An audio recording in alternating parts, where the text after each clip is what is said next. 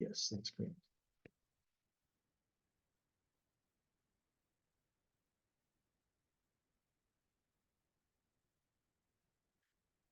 Okay.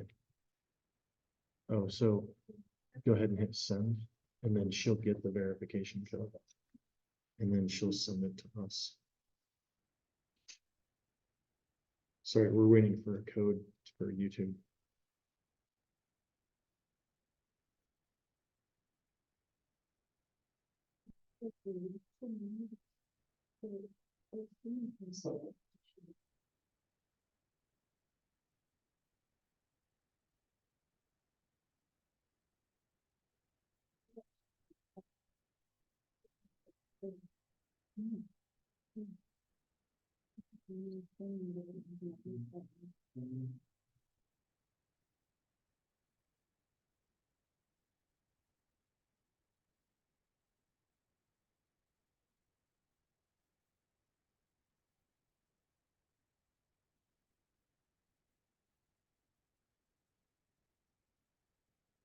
Hey, did you get a text with the code? Okay, because when we went there, it was, yeah, okay. Okay, no worries. 026 425. Okay, awesome, thanks. No, I got a quote. Oops. No worries, not a problem. It says we're Have a unable great to night. complete. Yeah. It says it was unable to complete the request. Okay. Okay, so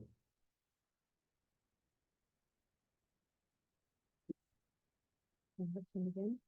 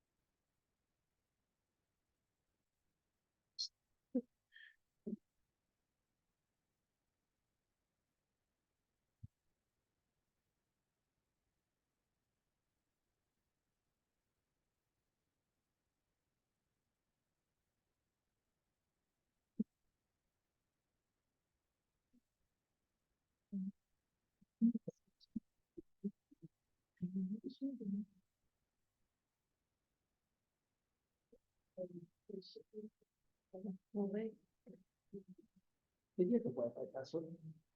I don't know what it is actually right now. Okay, you gotta switch it. I know where I can get it. Go and get it. I can go get it. If you don't, if it's not, keep it on.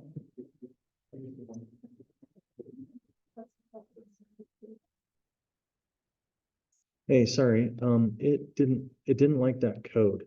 So, yeah, let's see. It's really, text message was just sent to,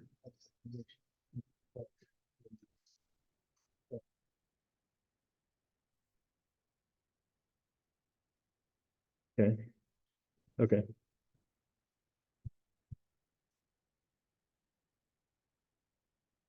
Okay. Oh, it's saying it doesn't, you were unable to complete your request. Please try again.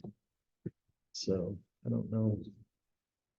Okay, yeah, I just sent a new one saying send.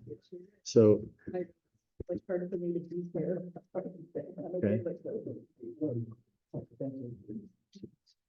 okay.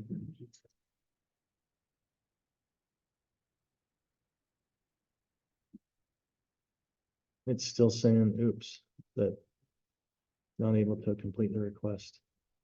Okay. Okay. Okay, that works. So we'll have the Zoom recording. Okay, sounds great. Okay, thanks. Oh, no worries. Yeah. Okay, thanks for the help. Appreciate it. Okay. Yep, bye.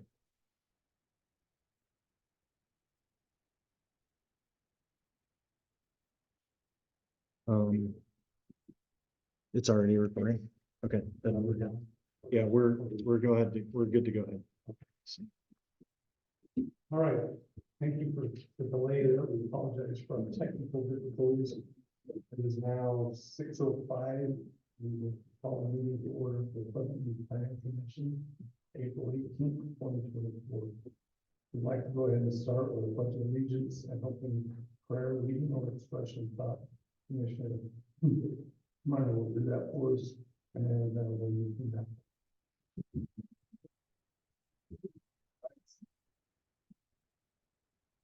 I pledge allegiance to the flag of the United States of America And to the republic for which it stands, one nation, under God, indivisible, with liberty and justice for all. All right, I just wanted to share a quote tonight. It's by Albert Schweitzer. And he just says, "I don't know what your destiny will be, but one thing I do know, the only ones among you who will be really happy are those who have sought and found how to serve." Thank you very much. The next item on the agenda is the declaration of conflicts of interest. All the commissioners have had a chance to review the agenda for tonight's meeting. Does anyone need to declare a conflict of interest at this time? Seeing such, we move to item number 2, meeting minutes approval. Consideration of approval of meeting minutes for the March 7th, 2024. All items were sent out for review. Are there any changes that need to be made or suggestions at this time?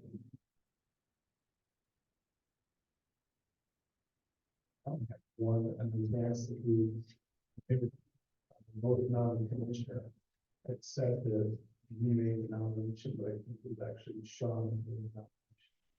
That was just my recollection. I don't know if anybody else could make a recommendation for the chairman. Because you were online and I don't know if you made that recommendation, but we ought to be able to tell.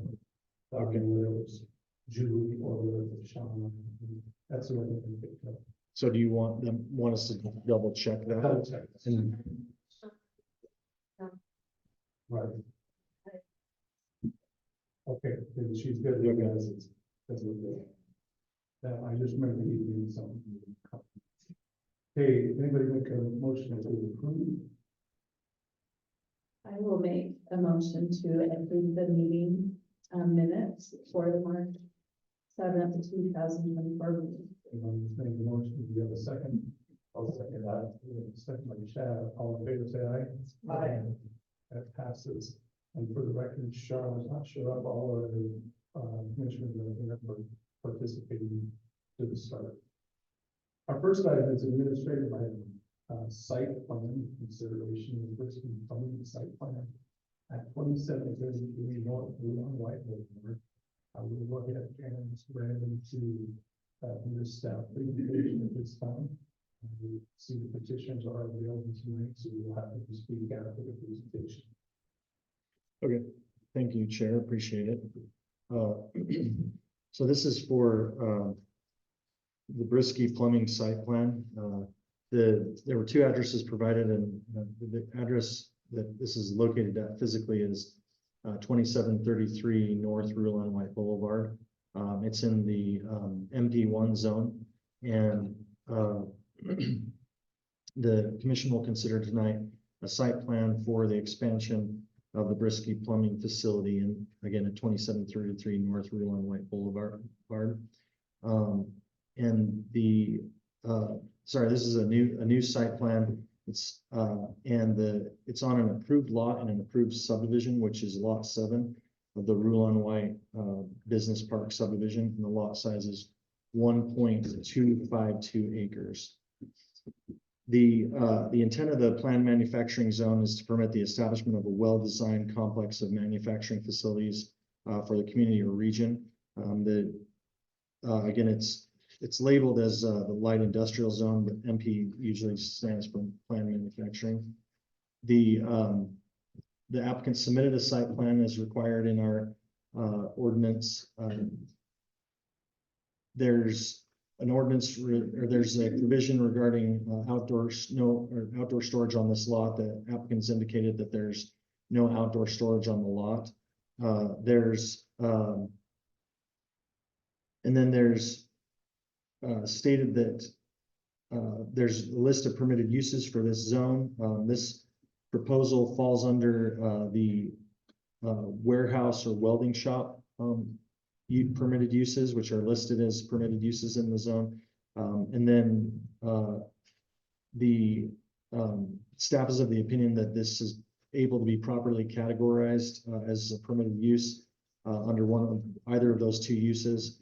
And then the applicant's been informed that any space that is leased will need to be a permitted use, or they will need to get a conditional use, which may require an amended site plan prior to getting a building permit for those uses. And sorry, that shouldn't say for this property. That's just any of the suites that are for a that come in potentially later. So the main standard that we need to look at for this is pretty simple in this zone, is just the site development standards, which state that the area width, yard, and height regulations, it says there are none except for that no building or structure shall be closer than 50 feet to any state highway or 20 feet to any other street or residential zone boundary.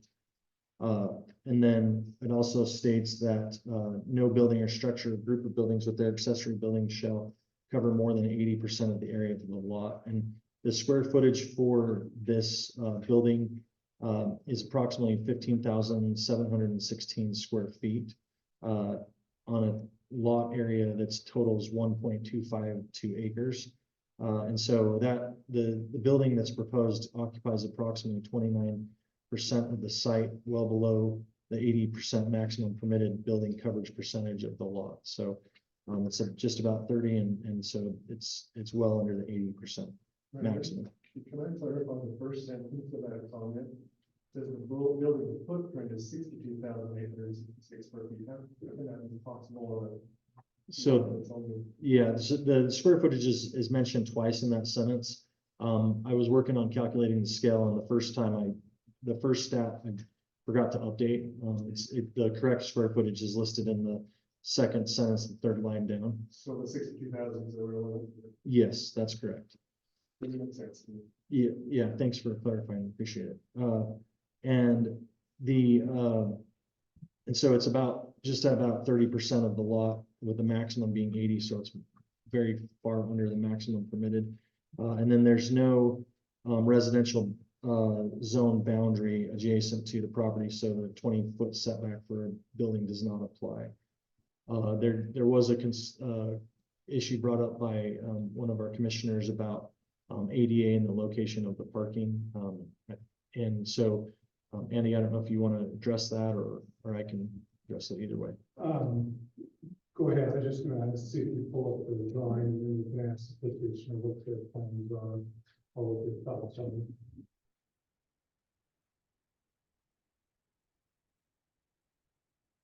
So while she's finding that, I'll kind of give you an overview. The ADA parking is located on the side of the building, but the entrance is located on the front, about midway through the building.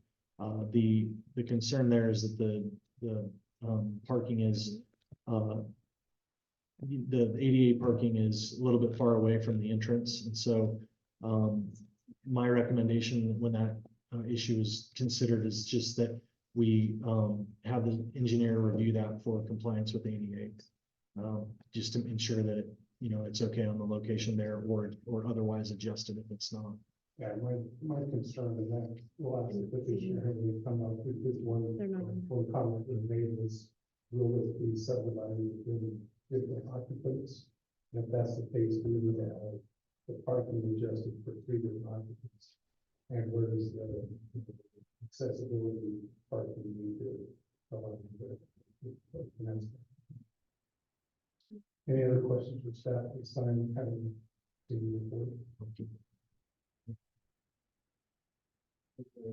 Discuss it further. Minister Thorne, you have a whole section on detention water, and I don't see any place for detention pond. Right in front of it. This isn't detailed, it's,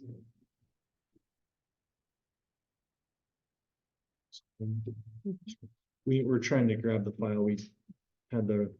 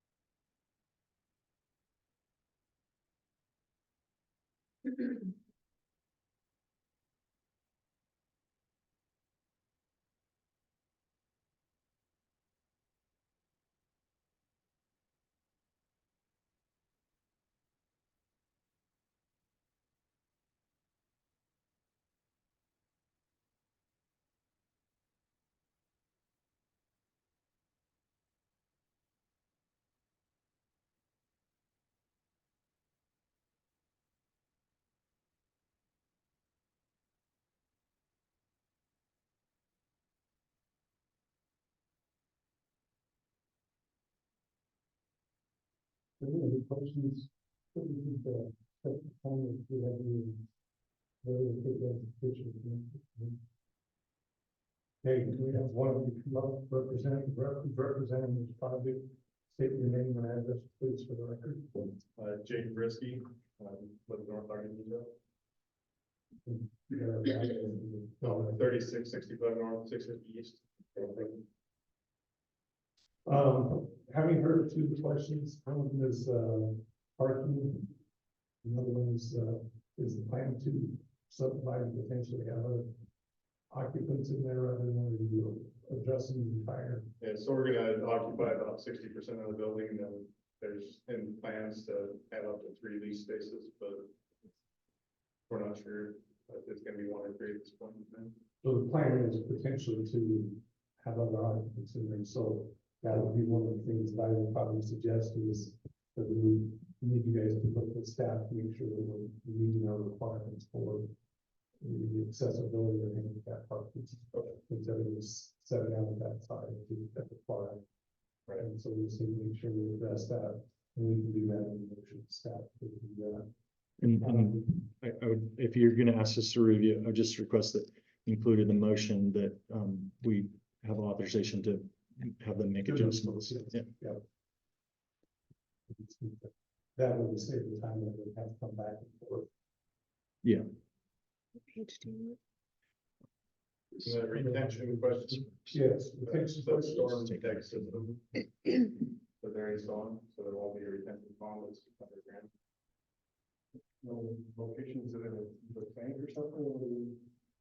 Yeah, it goes to the- correct. Yeah. For new plastic coverings or Yeah, underground retention. they will gravel and all that. So where on the site is that? It's underneath the parking area or other asphalt. So we're going to put the actual hole in space. It's just not visible from this site plan. Yeah, the holding is on. To do the same thing with like. Carlos and Ben's office. You see big stacks of these big railroad range. Packed drum with the collector, these big jeans to put it down and say, well, space. You guys know more about all that stuff. Roll over it. Other questions? And we do have the file up showing the parking. You can kind of see the orange. Over on the side of the building is the ADA stalls.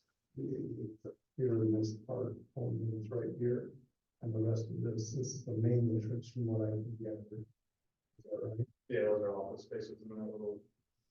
Right, like you said earlier. So the only question is, does this adequate or need to be, if there's going to be multiple, is the parking adequate for? And then how many employees, if you got a handful of employees? We have 20 employees, only 5 of those work in the office. Okay, so is there plenty of parking, are they all Most of you guys just run your own trucks and just take it home. Well, we gotta take the trucks off. That would be the only question is it adequate parking for three businesses, so. There's not a set standard in this zone, so, you know, we have to sort of go with what they provided unless, you know, we can request that they make some adjustments. There could, but it would be under the category of a request, so. Any other questions for the commissioner?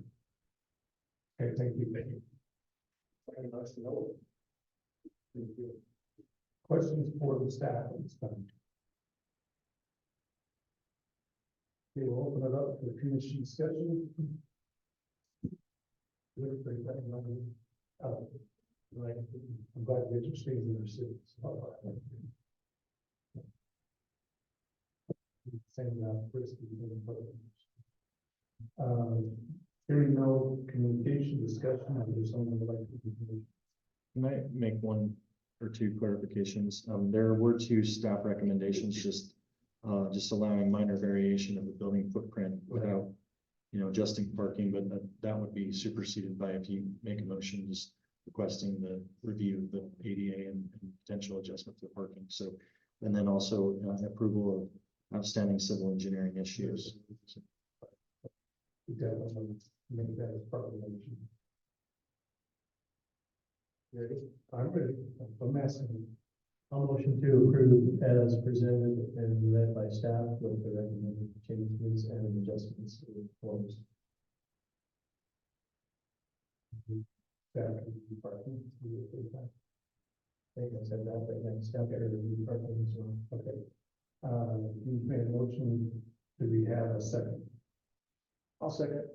Jeff, a second. Any discussion on the motion? All in favor, say aye. Aye. Any opposed?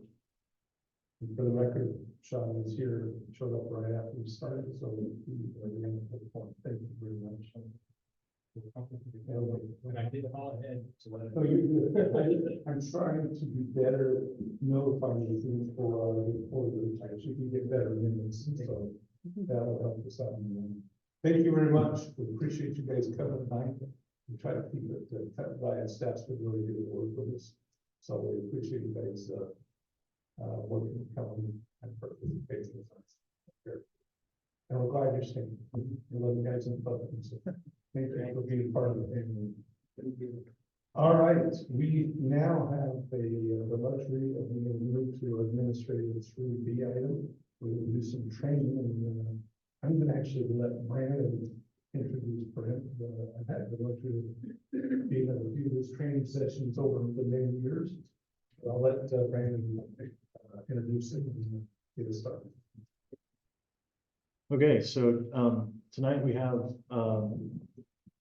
Brent Bateman. Brent works as an attorney with land use attorney with Denton's, and we might need to go with a flash drive. Are you looking for power I was hoping that, that we could just, I don't have a flash drive. Okay. We we have one we can give to you if that will work, or do you have access to email? We could send it over. I'll keep introducing and then. Yeah, make the introduction Okay. super long. Right. Technology. So Brent works with Yes. Yes. Denton's as a land use attorney, and then he served as the second lead attorney for the Utah Property Rights Ombudsman's office. And he served there for a number of years. If you remember, when I first started, we did watch a series of a few videos that I think, you know, I think there was a superhero character. Brent was that superhero. He was the ombudsman. And, you know, we watched those videos and they dealt with the substance of the difference between legislative and administrative and quasi judicial decisions and the standards that relate to those for approval. So you probably never lived down those videos, maybe. But hey, you chose to do them, right? I So, did, I paid on bed, I did. yeah, so, and then Brent also participates regularly at the Utah Land Use Institute as a commenter and presenter, and that's how I've mainly come to know him. I know that council has had, interaction and, engagement with him in the past, so, as well. So I have tremendous respect for Brent, he does a great job in his presentations and his knowledge of the law, so. You were gonna try and email it, is that what we decided? Working on connection to your Wi-Fi. Okay.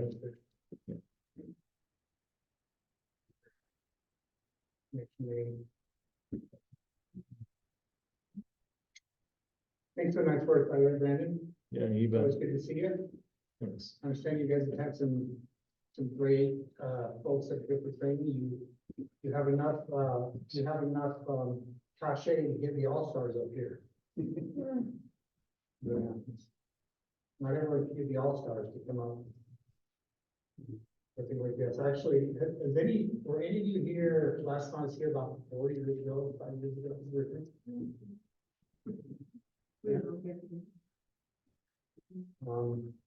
think Jose was still working here at the time. Let's get the scene on there.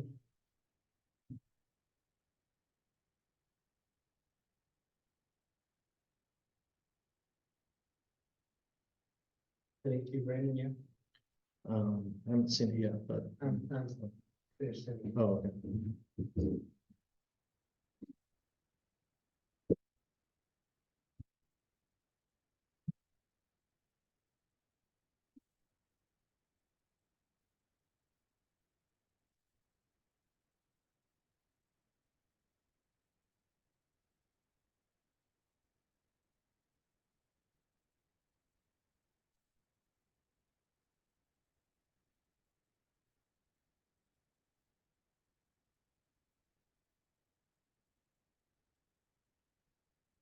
First thing I'd like to know is how did you guys manage to have just one thing on the agenda tonight? And why in the world did you agree to have me come up instead of just going home? Because we didn't have it, but only three months.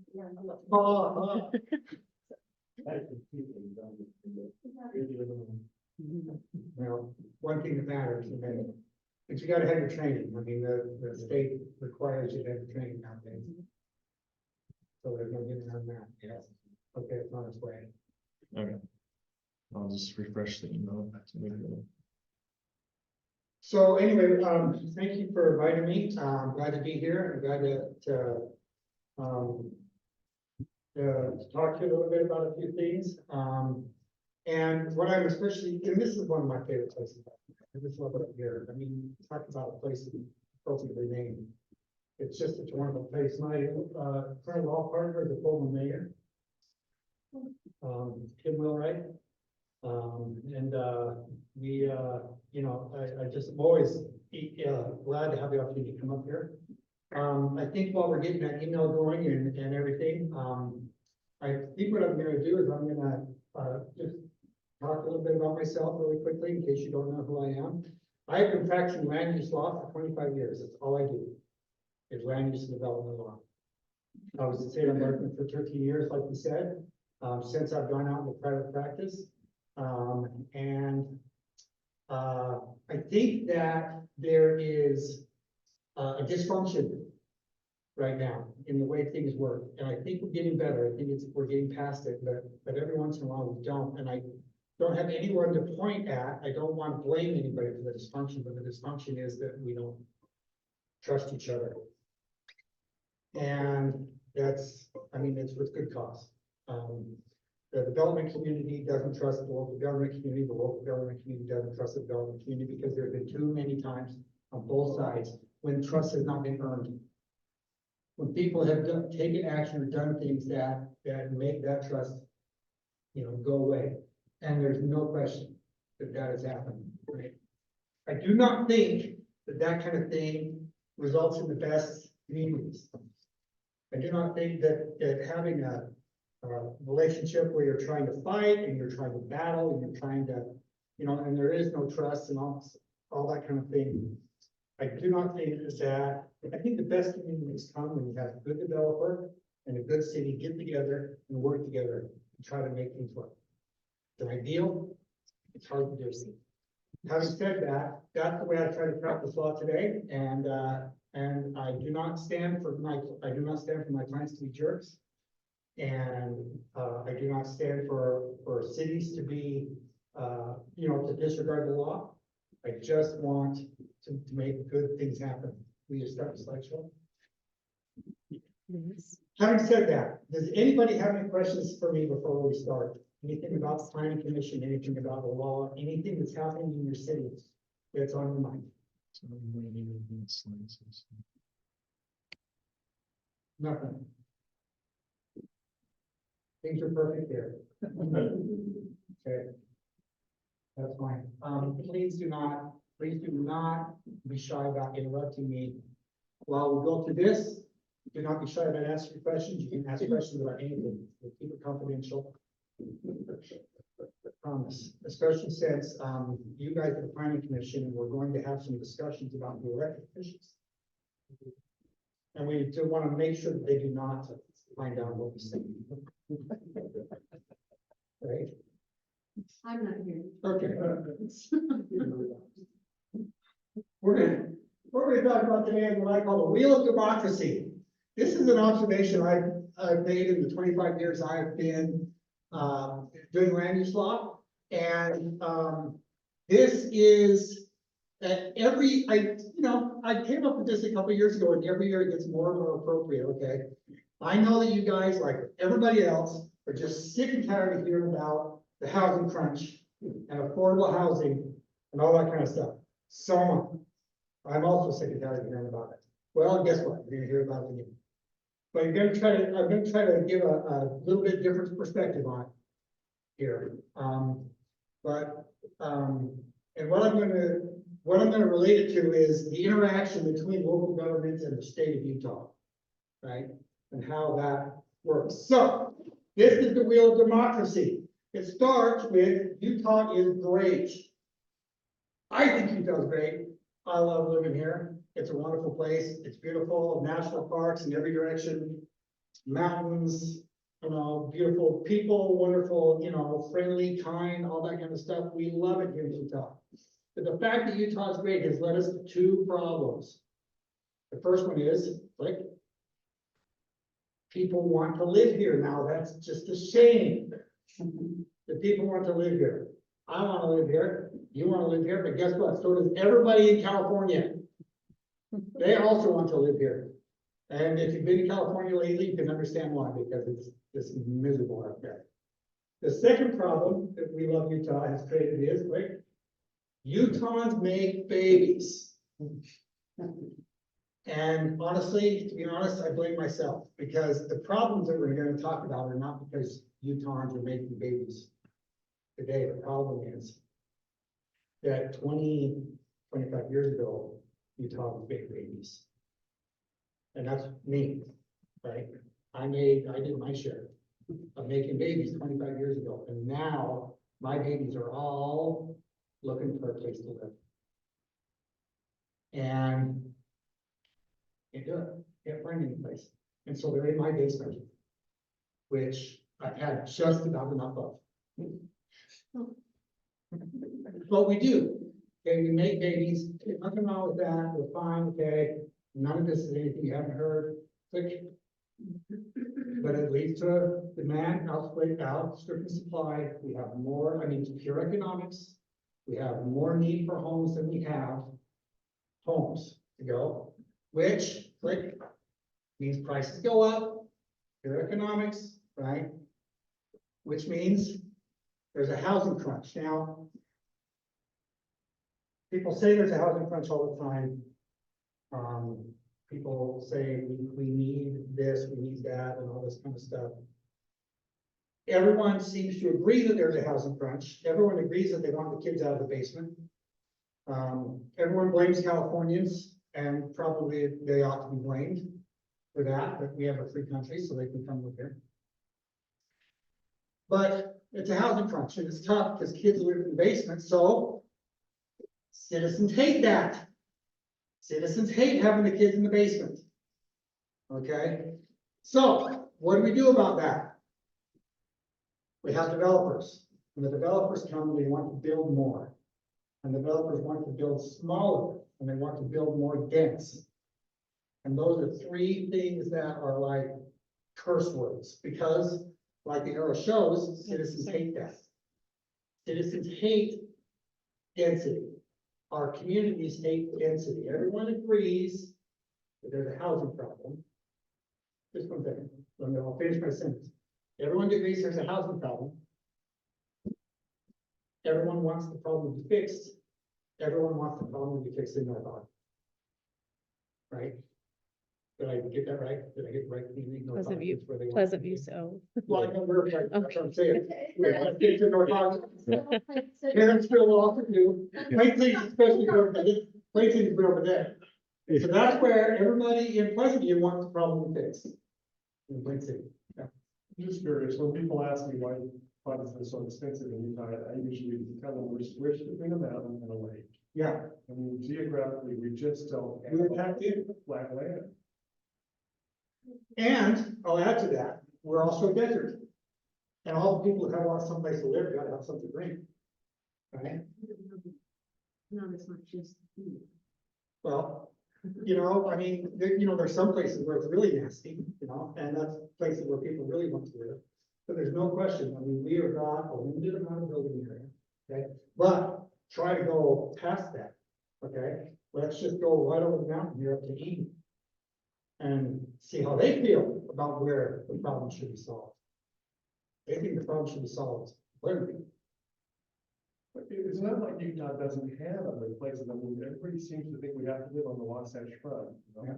We went down to Manti last week and 150 years after Utah became a state, and it's still, there's nobody there. Yeah. You know, I don't understand why we don't. You have to have a job, you have to have somewhere to work and, And that's getting a little better. I mean, there's a little more flexibility now. The but job- he's not wrong, you go south of Santa Quinn, there's lots of places. So, you remember the old TV show, The Odd Couple, Oscar Mans and stuff like that? It gotta be my age, at least, to remember that show. There's a line in that show where Felix is saying to Oscar, I need more space, I need more space, and Oscar turns to him and says, you want space? Move to Utah. Well, you know, what you're saying is exactly right, you know, and people are able to work more remote. And it seems like people would want to go to places like that. But there's issues, right? There's, you know, you gotta have somewhere to work and you wanna be able to drive, and we've got one freeway to go right down the middle of everything. The federal government is like, oh, some of their land. We don't even start with the federal government. Then if you do that, you have to find a way to pay for education because Utah gets like most of their money from that. Could I bring up, we just came back from Texas, including Dallas, which is a very populated crunch area. Yeah. And the real estate is still much cheaper. And one of the issues, as I started asking questions down there, Yeah. it is much cheaper to build a home there than to build here. So why are our building costs so much more out of sight than Texas and surrounding states? Because our kids could afford those homes if they weren't spending so much. If the building costs were so, then the prices are lower. Have you heard the latest affordability numbers, by the way, nationwide? The least affordable state in the country is Hawaii. The second least affordable state in the country is, yes? The third least affordable state in the country is? Utah. And I honestly think that COVID is a factor there, because it's not just the same. I have relatives who live in California, and all of their friends and everybody who they went to church with and stuff like that moved.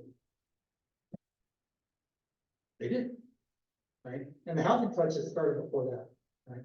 But I mean, that's in the past. There's nothing to do about that. But that's only part of it. You know, I mean, there's a lot of things when you read studies that are like by Vision Utah and stuff like that, when they try to figure out why it's so expensive here to live. There's, you know, some will blame like things like impact fees. I don't think that's all of it. Some will blame like the regulations that people have to go through. I don't think that's all of it. The other taxes too, our property tax, our sales tax, our, all of the taxes that.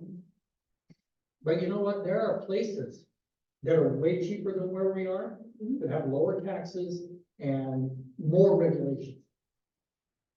And that are way cheaper. I mean, maybe not way cheaper. I used to live in Detroit, and even in today in Michigan, you know, you can get 3 houses for the price of 1 here, there. Well, I honestly think that, I mean, coming back to this, I honestly think there's one of the major reasons for that is who wants to live in Michigan? Seriously. People want to live here. People want to stay here, okay? I saw another study that said that showed the states where people were from and moved away and moved back to. Utah is #1 by a long way. You know, people born in Michigan move to Florida, they stay in Florida, right? People born in Utah go wherever and they come back to Utah. And I also think that's a big part of it, is that people really honestly want to live here, right? I also don't think the developer building more or smaller is 100% of the solution, right? But it's a factor. I also saw another study by Vision Utah that listed like 25 different affordability metrics and put them on a chart where, you know, the better effect on affordability was in one direction and the better effect on quality of life was in another direction. And the only thing that was in the quadrant that actually would have an effect on affordability was more housing. It was increasing supply. That's the only thing. Everything else had some good benefits here and some good benefits here, but the only thing that actually was in the quadrant that really meets the goal was more housing.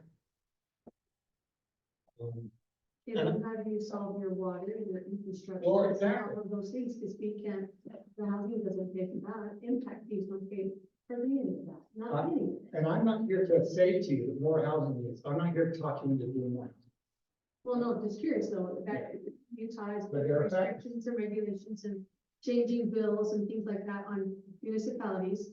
Now they want us to, you know, have more density and otherwise we'll take away your Class C road funds, but who's gonna pay for the infrastructure? Who's gonna pay for the water? Who's gonna pay for all of those other things? So we're gonna get to that in just a second, because what you're talking about is part of the wheel. Okay, It's part of the magic wheel. Okay, well, getting back to this, and we'll get to this, and please. oh, public keep it safety consistent. too and all that. Oh, yeah, there's no question. All that has costs. Anyway, developers build more smaller is where we were, and we all know citizens hate that. So next. Prices go down in theory. But even that, and this is an important factor here, citizens hate that. Okay, I want everybody's house to be cheaper than mine. Right, I want my house value to go up. You know, how many times, I'm sure, every time you guys have a meeting, someone in the public comes here, they come here and somebody will say, this will hurt property values. Every single time, don't they? You know why? Because they want their prices to stay up and they want their prices to continue to go push. So citizens hate, they all want fewer housing, but they hate it when property values go down. Yes and no. I mean, I think those of us who've had our houses go up in value have seen our taxes go up. Yeah. And so that's painful. So, If yes, there is it's no nice question. when it's time to sell, but if we're not planning on selling and we want to stay, I don't know that we really want our value to go up that much. Real estate, there's nobody within, I mean. Trying to figure out how to say this. Real estate is, and our own personality in particular, is how we build wealth in this country. Okay, my parents bought their house for $30,000 and they sold it for $1 million. Right? And you know, I'm building my wealth through my house and some other investments, and so are you guys. We all love that, okay? So we're all very conflicted about what's happened lately with the price of this going nuts. Okay, and we get an appraisal for our house today that says it's worth $1 million, okay? That number, once you've heard that number, that's never gonna leave our head. That's what I have $1 million, okay? And, you know, we curse it out with taxes and everything and all these costs and everything, but if anything causes that to go down to $999,000, we're freaking out. Because we have this number in our head, and so we all love that it's gone like this, but we all hate that it's gone like this because of all these other things that we're talking about. But the important thing to know is, and this sort of goes all across a lot of things you're gonna talk about in this room, is no one has a right to the property value. People come up here and say, what about my property rights, like my value? That is, you don't have a right to your value. And yes, the government is going to do things that affects your value. They're gonna do things that cause your value to go up, and they're gonna do things that cause your value to go down. And both of those things are legitimate things. Both of those things are things that involve good planning and good government function, right? But whenever you have to do one of those things that cause the property value to go down, citizens hate that, and they get mad at you. And one of the things you do that cause property values to go down is 2 miles away on the other side of town, you allow somebody to build high density housing. And citizens hate that, right? Because it's gonna cause their property values to go down, and because it's gonna be more dense, it's gonna be more expensive, and all that kind of stuff. It's a conundrum. An absolute conundrum. And so we get to the fun part. Next slide. Okay.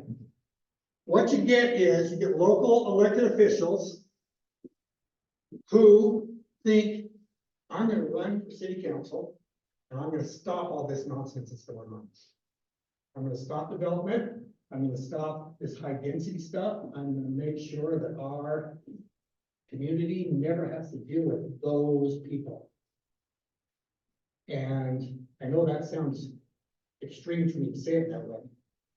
But I can tell you, in the last 10 years, I've been to 4 different planning commission or city council meetings where people said, we cannot allow this. And I'm not talking about the people in Ryan, I'm talking about the commissioners or the council people.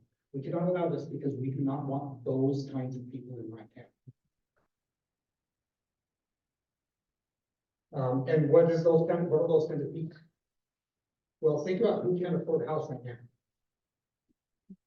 Right now, those kinds of people are policemen and librarians, teachers, nurses.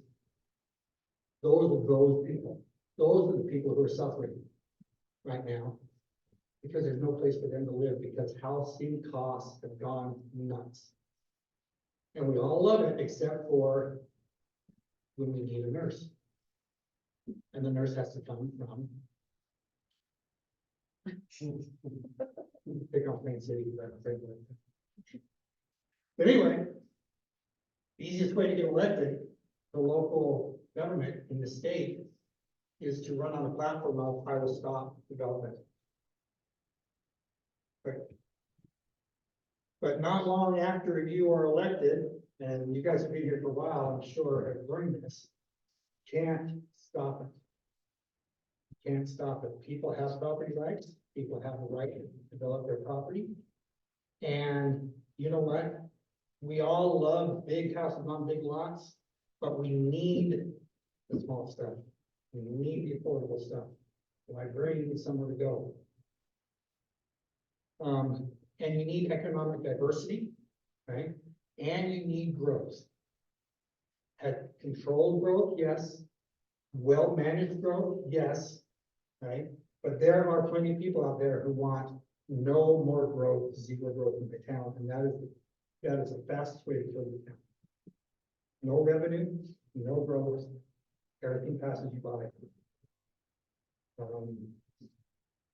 So local officials, the ones who ran on a platform of I will stop it, learn they can't stop it, and then they start to allow it because they have to, right? And so they start to occasionally vote yes on things that citizens hate that, and that results in new local officials.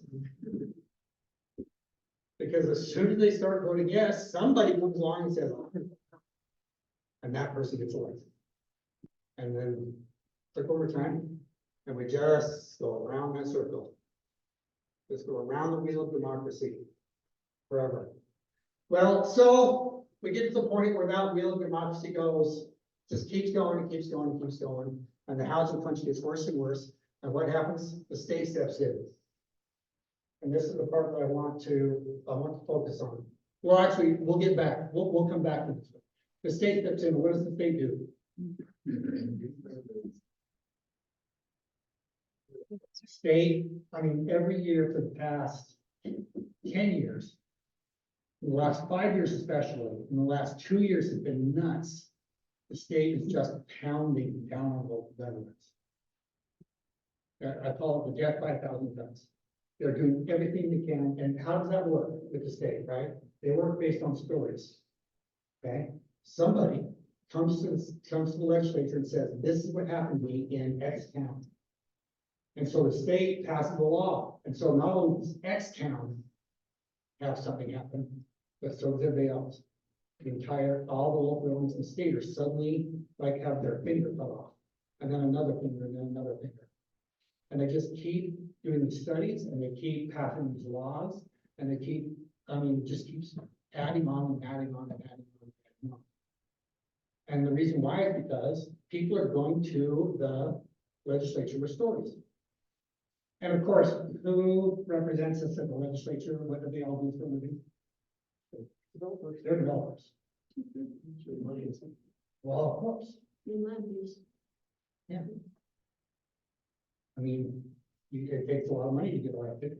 And if you are, if you want to make sure the laws happen the way it's favorable to you, you're gonna run.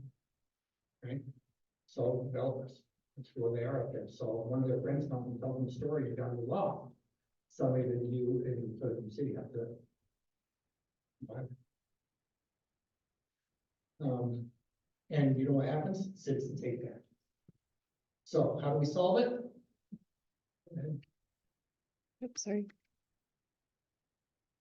Referenda. Have we had any experience with referenda here? Good one. If there's anything on this circle, on this wheel of democracy that should scare you, it's referenda.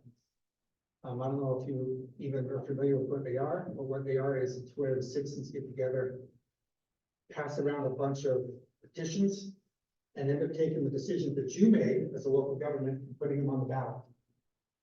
Right? And so then in the fall, there's a big vote, whether or not to overturn a decision that their local, that their city council made.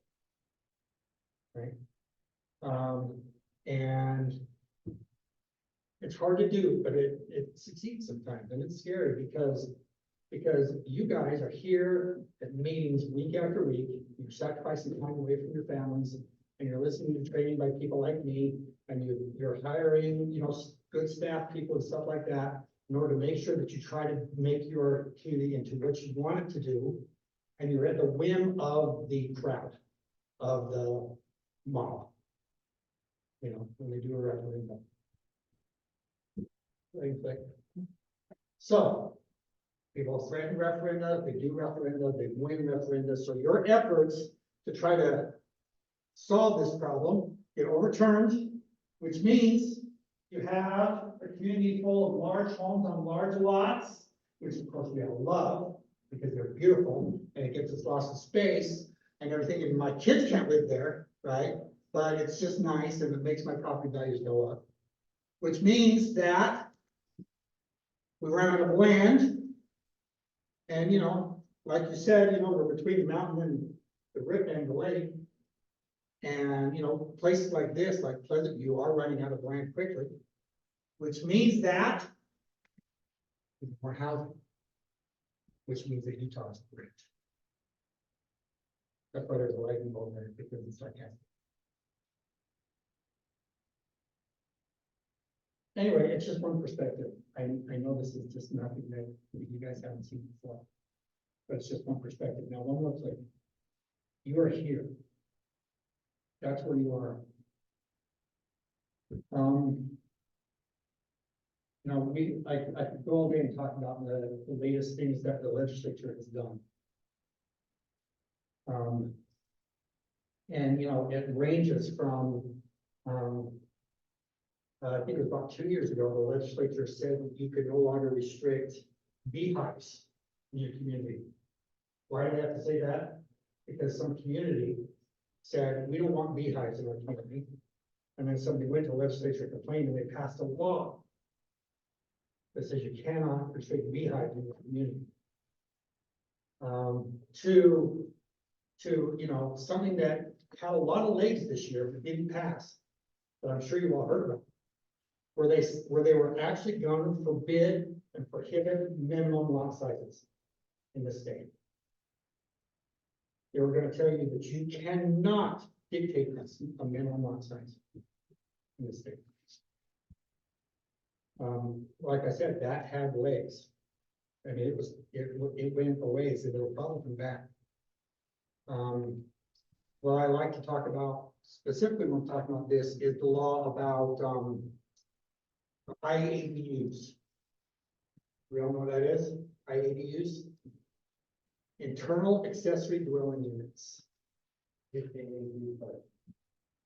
one way to put it, yes. You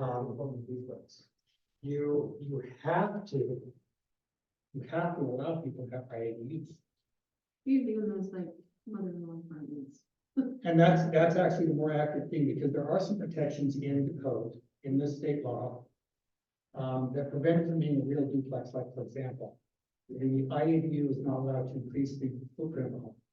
You have a home, you put an IADU in Owner there, occupied. has to have the same footprint. And they also actually allowed, for a little while, they allowed you to say in certain areas, you're not allowed to have a IADU, but that's over, right? So now statewide, everywhere in the state, okay, anybody wants to do an IADU, including a new builder, you have to allow it. You're not allowed to say no to internal accessory dwelling units anymore, mother-in-law apartments, duplexes in a way, because there's no limit on size. You could have IADU and the house would be that same. So Brett and Northfield, though, we require the homeowner to occupy before that as well. That's allowed. Like I said, the state law put in a few things that were reasonable, and that's one. Mhm. The IADU, you can require, you don't have to, you can require it to be owner occupied. Yeah. You cannot, impose an impact fee. I don't think we do. And most people don't, a few people try it, and that's how a law got passed, right? But they figured 2 families will live in there, so that's 2 impact fees, right? And no, the legislature said you can't do that. 1 impact fee, 1 house, 1 impact fee, even though one is, an apartment, okay? To me, that's always been something that a local government should make a decision about. Okay, well, I hear too many stories up there, and too many local governments are saying no. Even though they're perfectly, you know, I mean, it increases the supply without increasing much else, right? But no, we don't want those here, we want those over in Plain City. And, so the legislature finally stepped up and said, no more. You have to allow them, everybody has to allow them. From one end of the state to another. A place like this faces different issues that a place like Eden does, or a place like Moab does, or a place like St. George does, as far as that goes. You can prevent them from being Airbnbs. You can do that. You can put regulations on setbacks and regulations. That's But important, it would be for the house. but it's for the house. right? Yes, yes. So So if you you want put they have to build a house that's legal, Yes. they just put an IAU inside. of that. Yes. So I guess 2 things that, and maybe you'll address the second a little bit more in the next topic, but we have regulations, we try to keep up with the state regulations. And we know as well as anybody else is, you know, everybody's got a basement and they're filling them up now just to make things clean on their places. So how do you enforce or regulate? I mean, we make laws, but nobody in the city even knows that there's a rules to have people in their basement. So we have that issue. And then I think the state was starting to play with even detached, enforcing cities to come up with detached. You haven't yet. No, that was scared. You gotta talk about it. Yeah, that was scared me more. So ask about parking, because when you're renting out your basement, and with the winter snows, we require people not to park on the street. So if there is not adequate parking, you know, But the we have better. a regulation on. You are allowed to make an off-street parking regulation, but you're very limited in how you do that. Okay, you can't say to people, sorry, no ADUs because we require 3 parking spaces per. Okay, and there's actually quite a lot of discussion about that. Okay, you have to follow your regulations, and so the idea being that you have a house, say your house is 10,000 square feet. I don't know 10,000 square foot house, I don't know that you guys. But say you have a 10,000 square foot house, okay? You have one family living there and they have 3 cars, okay? Next door, we have another 10,000 foot house and there's an IADU in there, okay? The most you could probably do is require them to have one additional off-street parking spot. You're not allowed to say they have 3 cars here and then 3 cars here because there's 2 units. Can't do that. But yes, you can use certain regulations to encourage off-street parking because we all understand that the health and safety issue. Really is. We don't want everybody to Single park there. family, it has to be family, it can be individual. Or, you know, like, instead of turning it into an apartment, like building your own. You can, I think that you can do things like that. 3 unrelated people. Pardon? You cannot, you can only, you cannot restrict to more than 3 unrelated people. In other words, anytime you have a house or apartment or anything like that, okay? They are allowed to have up to 3 unrelated people living there. But you can say not 4, but you don't have a college here. If you have a college, they can also have 4. But you don't have a college here, so you can say, you can't have 4 unrelated people. But up to 3 unrelated people, they're allowed to have. What about communities, HOAs? Are they able to maintain their restrictions? Great question, and the answer is no. No, they're not anymore. They took that away from HOAs. HOAs can no longer have restriction on IADUs. We've actually had that come to city Have council in the last year or 2. They came here. I believe it was, We had some people that argued with it and tried to say, you know, the fans, the I public must showed it up. was in Colfax, I'm not sure. No, where was it? It was down the road, but So you had commenters on a that. lot of people came to, you know. sit They by don't the- want it, or, you know, or whatever, their companies or whatever said they didn't allow it, but state law says, you have to. You have to allow it, anything that's in a, and this is a perfect example of what we're talking about here. Okay, these people in these HOAs have kids. They had kids 25 years ago. Their kids don't have any place to live. They do understand the need for IADUs. You can regulate it, but you have to look. They want them in Plain City. And not in their community, which that's because they don't want their prices, their housing prices to go down, right?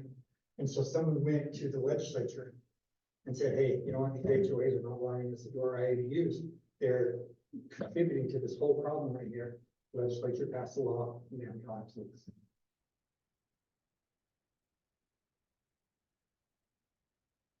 So that's where we're. That's the whole point. You can regulate it, and make it look good. Yeah, but you have to do the regulation. Your regulation can't be so strict that it prevents it from happening. Right. Now, as you probably also know, I know especially you do, because you probably also know, that is just one of 50 bills last year that they passed to try to solve this problem. And in the past 5 years, few hundred. And these are bills that passed, right? And one of the things that they've done is they've talked about, when we talk about road funds and everything, okay? There's this list that gets added to every year, that you have to pick 3 things from, right? That contribute to affordable housing, right? And every year, and so there's like, I don't know, there's like 35 things on the list now. And they're all different methods like reduce your impact fees, allow this, allow that, whatever. There's this list of about 35 things right now. You have to pick 3 things from and show that you've done it. And they first passed that, I think, 3 years ago. And every year, what they've done, happened every year since then, is that they have increased the penalty for failing to do that. So first it was like, we would love for you to do this. If you do this, we will encourage you by giving you a little extra of something or whatever. Next year, well, okay, if you don't do this, we're gonna start withholding funds from you, okay? So the next year, which was just last year, they're like, you're not gonna qualify for A, B, C, D, and E funds if you don't start complying with this list. And, you know, that's just gonna continue. That's what's gonna continue. I mean, it's just gonna get, the legislature's just gonna keep sort of imposing different things. I'm sure you all heard last year where the legislature finally got tired of Summit County and something that they were doing. And they completely took away Summit County's ability to regulate their land use on a particular project. Up there. They said, we as a state officially approved this project. This project gets to go forward. I know the city doesn't, the county doesn't like it. The county keeps saying no to these guys, well, we say yes. And so they completely took away the local government's ability to do anything, which the state gets to do. They gave you your power, they can take it away. You know, all the authority that the city has comes from the state. Aren't I bringing cheerful? It was something that. Here are my 3 pieces of advice to you as a planning commission. 1. First of all, to a certain extent, I'm preaching to the choir here. You guys do your training, okay? You guys try to learn everything, and you know what?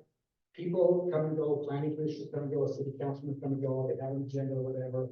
No one does it perfect, okay? Perfectly. But my 1 piece of advice is, be aware of this and try to find ways that work for you to break this cycle. Okay? Have this training. That's my first piece of advice. Have the other trainings that I know that Brandon has brought up here for you. Become educated, learn what you're supposed to be doing, and try to do it right. Endeavor to do it right all the time. Okay? And like I said, I'm preaching to the choir because you've got a good planner, you've got good staff. I don't worry too much about you. I hear about places I need to worry about. I want to hear some places. Yeah, we want gossip. Yeah. Secrecy. Okay. Sorry. I can't tell you gossip. There's actually quite a few places that really struggle. So anyway, that is my first piece of advice, is to keep that in mind. Okay. The second piece of advice is to do a bit harder. Well, it's actually a lot harder. I have found that the best run communities in their planning commission spend probably roughly equal amount of time working on legislative items than they do on administrative items. Legislative items, just for a reminder, are codes, ordinances, maps, right? And it's not always equal, you know, from day to day, okay? But what happens is if the planning commission is spending all of their time doing applications, conditional uses, subdivision, stuff like that, which are important and need to do, but that's where you're spending all of your time, okay? Your code very quickly circling the drain. Very quickly. You should never think that my code is great. We work so hard on it. We've got it where it needs to be. And because the code is a living, breathing thing. Why? Because your community is a living, breathing thing. Okay. This community is not the same community today as it was yesterday, literally yesterday. Somebody moved in, somebody changed something, you know? It's definitely not the same community it was a year ago. Businesses have been built, homes have been built, you know, taxes have changed on up. It's not the same community it was 5 years ago or 15 years ago when you had last touched your code. It's not the same place when you last touched your plan. And I'm not saying that, you know, there's anything specifically broken, but I guarantee you that if I sat here and I opened up the Pleasant View City Code, I bet you it would take me 10 minutes to find something that needs to be changed. Wouldn't even take you that long. I will just confess right now, Article 6. Just saying. Okay, well, I didn't want to be that rude, but what do you really think? Sorry, our code needs help. There you go. Everybody's does, okay, and No, really. as, I don't know the place it doesn't, and as things have happened in the last 5 years especially, it's vital for everybody, right? It has, I mean, any city planner right now will tell you that they are struggling to keep up, you know, with everything that's happening, okay? And you should be able, as planning commissioners, because this, you know, you have to make a recommendation for these kind of things, right? This should be your focus. You're the planning commission. You're not the subdivision commission or the conditional use permit commission. You're the planning commission. Your job is to plan, which means that it falls squarely on you to improve the code in this town. Right? And so honestly, if you don't know what to do with that, get out your code yourself and look at it and read it to yourself out loud and ask yourself, does this make sense? Does it read in a way that a layperson could understand it, a developer could understand it and come to us? And mostly, does this reflect what we want? Does this reflect what we want it to be like? And you have to never stop doing that. And honestly, there are some places where, like I said, the planning commission spends probably half their time on that. Half of every meeting, or just one meeting a month or whatever, saying, can we make this better? Can we do this? City council, what would you like to see? We had a development coming here that we didn't really like. So in order to prevent that from happening again, how can we improve? How can we improve our code? The best one cities do that.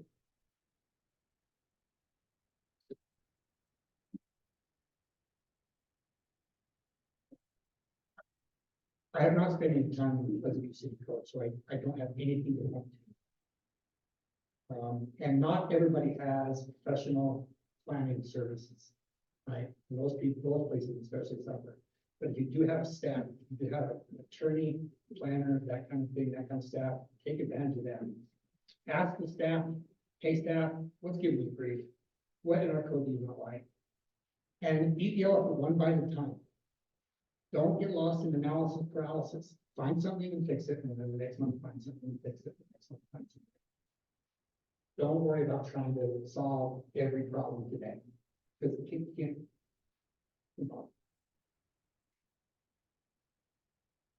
That's the second piece of advice for you. Third piece of advice is very simple, and that do not become a story. Do not give people a reason to take your story to the legislature and say, Pleasant View City did this. This is as much of a gut check thing as anything. Right? If you're up here and you're making a decision and the conversation's going a particular way, and there's something in your gut that tells you this might become a story, speak up. Say something. Don't be a jerk about it. Every city council or planning commission has one psychopath, and I don't know which one that is. Here. Just kidding, but there are plenty of them. Just be aware and try not to become a story. There was another new law that was passed this year about the ombudsman's office that I used to be the boss of. Okay. The ombudsman office has a procedure where people have a dispute. If the city and the developer or citizen has a dispute, they can go into an advisory opinion. I think it did one, Pleasant View right, back when I was there. And the idea is for that to resolve the dispute. Well, what they added this year is they added something that says that if all that happens, and it doesn't resolve the dispute and it goes to court, not only can you get attorney's fees awarded, but if the court finds that the parties showed blatant disregard for the law, the court can award penalties against the local government. It's like $100 a day or something from the time that the blatant disregard for the law started. Which means that not only are you paying attorney's fees, you're paying damage. That happens, okay? Why? Why did that have to get passed?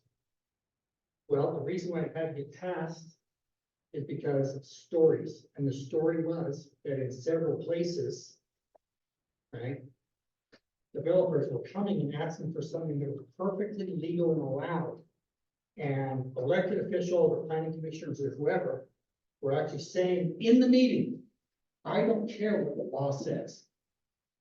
We are not going to have this, even though it's illegal. I know it's legal. I don't care. We're not having it. And that happened. And that's been said. I've heard it said myself multiple times. That's how you become story. Is you don't know about the law, you don't care about following the law, and you say something like that, right? And then when you do that, you know, if I'm in your city and I'm representing the developer and you say that, I'm going to stand up and smile and go, thank you very much. And I'm going to walk away and go to the governor's office and you're going to be paying penalties. You're going to pay damages. It goes both ways, actually. You know, if the developer would have blatant disregard for the law as well, they could pay damages. But that's not the story that the legislature. So anyway, those are my 3 pieces of advice. Do your training, know what you're doing, okay? And try to get out of this circle. What was the second one? Don't give people a reason to take their story. Yeah, no, the third one is. The third one is to always be working on your code. Second. So the first one is, know what you're doing. Second is always be working on your code. The third one is don't be in the story. That's my advice.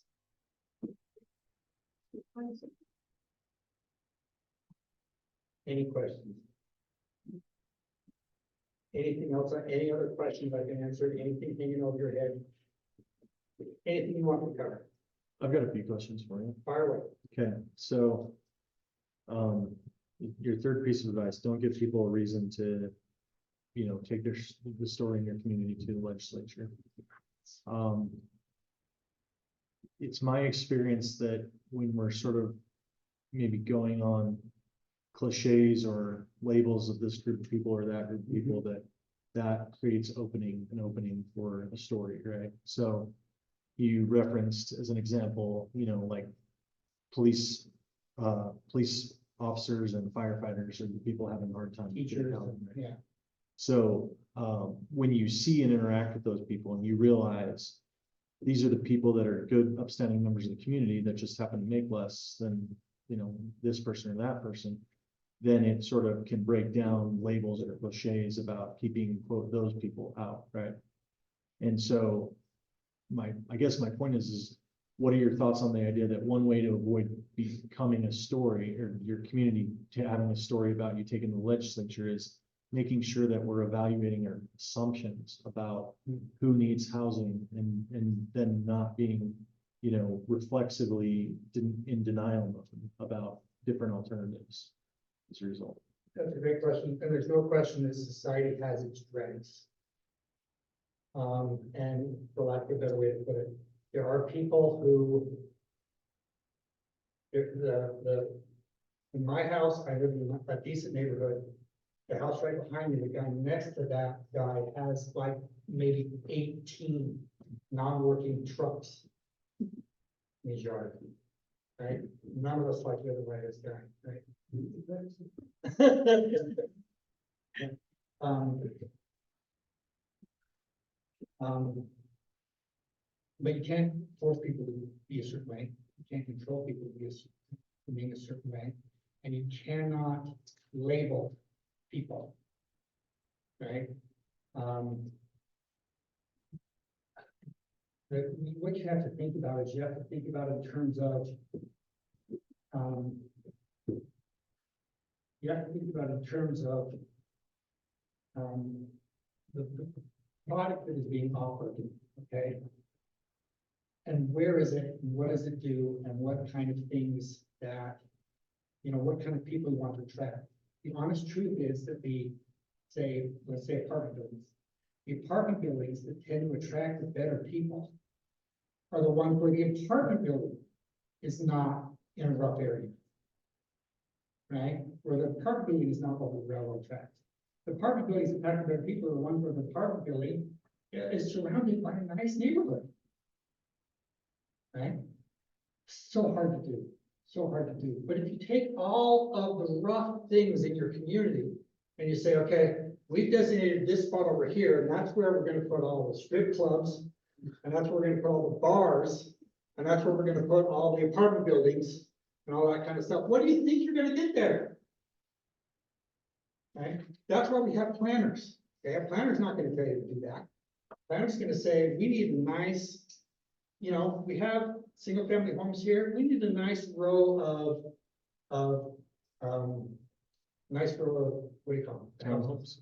Yeah, townhomes. We need a nice row of townhomes here to offer a little bit of economic diversity, right? And yeah, okay, so these guys, they want to build a apartment building. Well, apartment buildings really work great in places where you don't have to drive places, right? And so we've got a little commercial area over here and transition to a residential area. Maybe that'd be a great place to have apartment buildings, It's not going to be in the Dregsy part town, right? Hard to do. Hard to do. But you have to do that because, like Brandon was just saying, we're trying to solve this problem for the person who's teaching your kid kindergarten. That's who we're trying to solve this problem. And we're trying to get my kids out of my basement. They're nice kids and everything, but yeah, having. I'm done with that. That makes sense? That Yeah. Yeah, I think so. I guess, kind of summarize, one of my thoughts is just that stereotypes actually kind of gum up the process. And then, you've referenced, you've got 5 or 6 arrows pointing to the central icon in the presentation that says citizens hate that. I'm curious what thoughts and proposals you would have about, we talked about the legislature and the challenges and concerns that we have with them, but at the same time, this is one of the central pieces in the presentation of citizens hate that. How can we move away to something more productive? That sounds like a pretty reactive, impetus that occurs. Thoughts on how to move to a more productive mindset? So I think there's 2 kinds of politicians in this world. There's a kind of politician who want to be a politician because they want power and they want to be popular and they want to be well liked. And then there's also politicians who want to do a good thing. Who want to improve their community, who really have a genuine. And the reason why I have to separate those two is because those 2 things are not compatible. Cannot please people. You have to make hard decisions. Right now, you guys fortunately are not politicians, and maybe some of you have, goals to get on the city council, and I totally support that. But the fact that you're not politicians now gives you some shield, right, from the voters. Okay, and so if there's a time to make tough decisions, one of that times is on the planning commission level. Right, and when I say tough decisions, I mean things that point into the center of that thing, of whatever kind, or whatever thing works for your community, okay?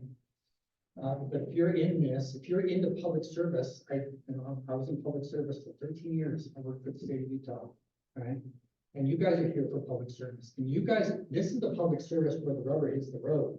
Okay, I don't really care what people in Washington do. And I don't care about what the people even in Salt Lake do, but I care what the people in my local city council do. Because that affects my life every day, what they do, right? This is where the rubber hits the road, and you cannot just make easy decisions. You have to make tough decisions sometimes, and it's tough decisions, green decisions that are sometimes gonna point towards the center, but you do that because you know it's gonna be the right thing, right? What's that old saying about the mob? The saying is a person is smart, people are dumb. Right? The mob rarely makes a smart decision. Right? And the people who come up here and line up here and they say, you know, one after another say children will die, children will die, children will die, right? The children are not gonna die. Right? We know that, right? Because 20 years ago, when they built my neighborhood, people said children were gonna die, and people aren't dying in my neighborhood. Right? But when you have a citizen who really cares and wants to make the community better, and you sometimes have to make a tough decision that the people line up here, they hate, right? But you know that decision is gonna make the community better. They may be bad now, but in 5 years, they're gonna be better. You're gonna be pleased with what you get. You have to have that long view when it comes time to making tough decisions. And I'm not saying just go around and just don't care what your citizens think, you know, give them this all the time. I'm not saying that, listen to them, right? But understand that as a you know, mob mentality, good decisions aren't made. That's why you better be. Okay, So, oh, sorry, go ahead. No, go ahead. okay, I've been thinking about your comment on stereotypes. One thing that I have to say to the majority of citizens here in Pleasantville, in 4 years around the city council, not city council, planning commission, I heard one comment that made me cringe. I don't want people like that. That's one comment in 4 years. The majority of our citizens have chosen to live here because they wanted a certain space. They moved here for larger lots. They moved here for the view. They did not want the density. Yep. And they believed in the premise that citizens should be able to determine what their community looks and feels like. So how do we bridge that because That's actually a brilliant question. Yeah. It's a brilliant question. And the way I answer that question is by, I'm a big fan of Godzilla movies. And to a certain extent, what you're saying to yourself is you're saying that, I moved here because it was a Godzilla-free town. And because I didn't want my house to get smashed by a monster. Okay, so Godzilla, you go over there and smash that town. You know, everybody bought in a certain place because they like that place, right? But change happens always, and it's not coming. Change is not coming. We can't, don't say that to your citizens. Change is coming. Change is here. It's already happening. Okay, this is an example of what I'm talking about. Okay. 20 years ago, when I first started practicing in this field, okay, there were a lot less houses, and a lot less businesses and stuff like that, and people said the exact same thing. I moved here because I wanted this to be wide open space. Well, now your community has changed because growth came, right? And now everyone, instead of saying, I only want to live in a place that has 1 acre lots. Now everyone's always saying, I only want to live in a place with 1/2 acre lots. Right? Yeah, the lots went from 1 acre to 1/2 acre, and we survived. We did fine. And you know what? It's here. And they're gonna go down to a 1/4 acre. And guess what? We're gonna survive. We're gonna make it, right? You cannot move Godzilla. Godzilla is gonna come and step on your house, even though You bought in a place where you were sure it was Godzilla free. That's the first thought. The second point is, you need to understand that these things that people are saying to you, right, they're not new. They're not unique, okay? William Shakespeare, about the year 1600 in England, wanted to build a new theater. And it's the theater where all of his great plays and all of his great literature and stuff like that came to the little theater in England, okay? When that theater was first proposed, the neighbors came out and freaked out. And they all lined up. And they said, if you build this, people will die. If you build this, it's gonna ruin my property values. There are records of this. There was one person in particular who was, at that time, who was like a countess or something fancy. She had everything she possibly could to stop that theater from being built. Right? And you may be saying to yourself, great, I mean, you do with a lot less William Shakespeare in my life, but who cares? But the point is that this kind of, these kind of comments and stuff like that, they're not new. It's not unique to today. It's not unique to what's going on. And I'm not suggesting that you don't listen to them, and I'm not suggesting you don't try to make your community a great community and wide open spaces and what you want, okay? But you need to have a long view in mind. You need to not be reactive. You need to think about growth is here. How am I going to manage it? What is my community going to look like in 10 years? I want to make sure that it looks something like something nice, because you know what it's not going to look like in 10 years? It looks like that. No matter how many people come out and want that to change. It's not a great answer to tell people, right? The short version of the answer to tell people is growth is here. We have to respond to it. We cannot ignore it. We cannot pretend it's not happening. We have to respond. Like, it's 100% proactive is the key right there. I didn't catch it. No, you're 100% right, obviously you're right, but for being proactive is the key. I think that part of the long history of Pleasant View is that it's been very reactive, but it needs to be proactive, and there's a lot of things that need to be done in order to do that. Yeah. And you and everybody else, I mean, you guys are not unique in that respect either, as far as being reactive. Okay, which is one of the reasons why the second piece of advice, or even that second piece of advice. That's proactive, because you can control it. You can make it work for you. You can make it into something that you cannot stop it, you cannot stop growth, but you can manage it. And you manage it by being proactive.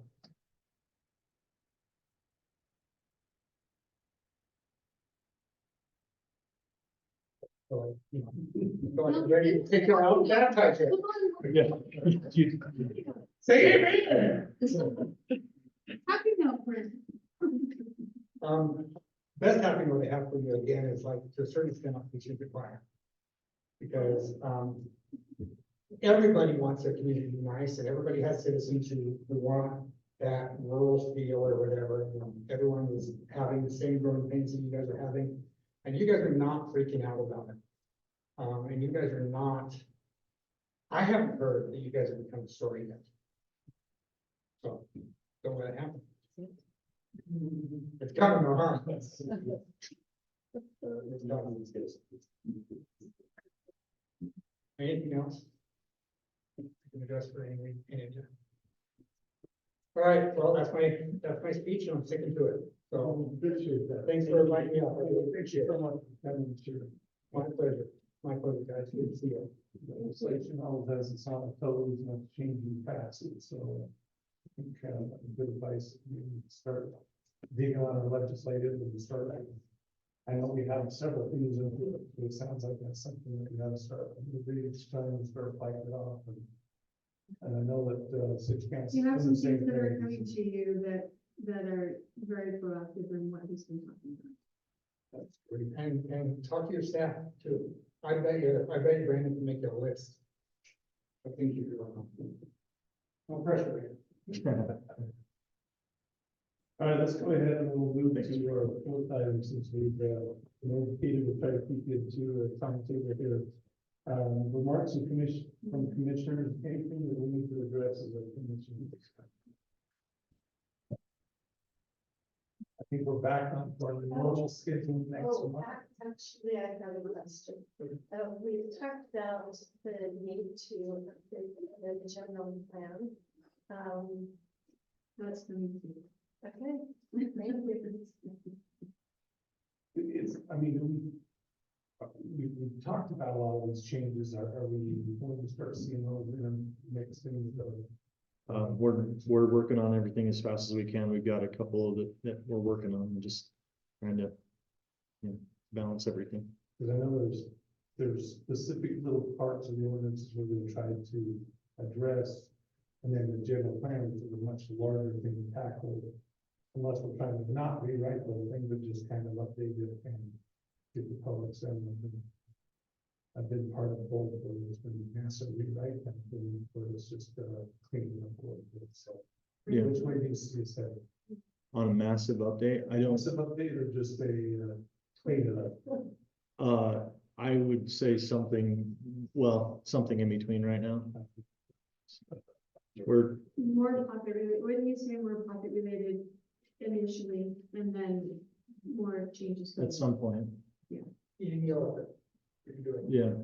We have a specific requirement from the state regarding a water use element that probably will be a focus that I'm trying to get some guidance on from the state organization. So, We're addressing that states as a need. Anything else from the commission?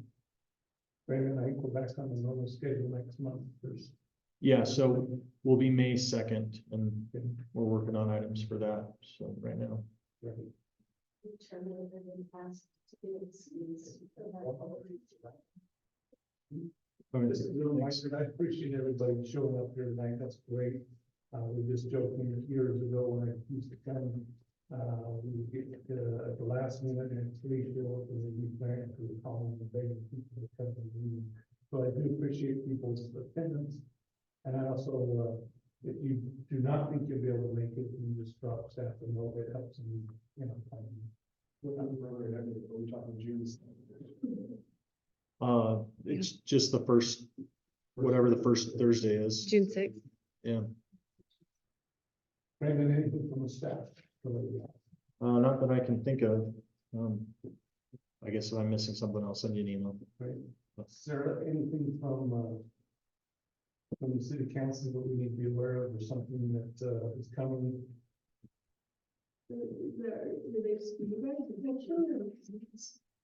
Well, Brandon already mentioned that there are some things that are coming that are very general fund related and government related as well. And specific to housing needs and also, you know, and to Brandon and Amy's credit, they are going through with an attorney, you know, pieces of the code and things like that that need to be adjusted in the language, you know, changed. And because like Brent said, things need to be worked on constantly. But with the limited staff and money, it's a little bit hard.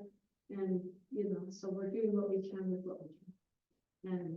And they're doing a good job. So, but, Father's Day's coming up, and are you all excited about that? And so I need shirt sizes again. And we have our pickleball, our is going out in the next week. For the first days. Right, and our veterans, you should be receiving an invitation in the mail. Did you? I do. They went out earlier this Okay, week. Veterans Monument ribbon cutting will be May 17th at 3:00 out there in front. Hey, have you all noticed the clock? and all of that? It's beautiful. It is amazing. It is, it's great. Oh, and are they still taking donations for the Absolutely. child? Not the tiles, but just double check with Amy. How we're getting that donations, and I don't know what it would go I'll towards, but yes, so the ribbon cutting, and we've invited state dignitaries and local dignitaries and all of that. And Britt Bateman, of course, and so May 17th at 3:00. I'm trying to think of what else is coming up. Yeah, but more to come on code and good reform. Just as a quick note, I was able to attend the local training a couple weeks ago, put on by land use Oh, yeah.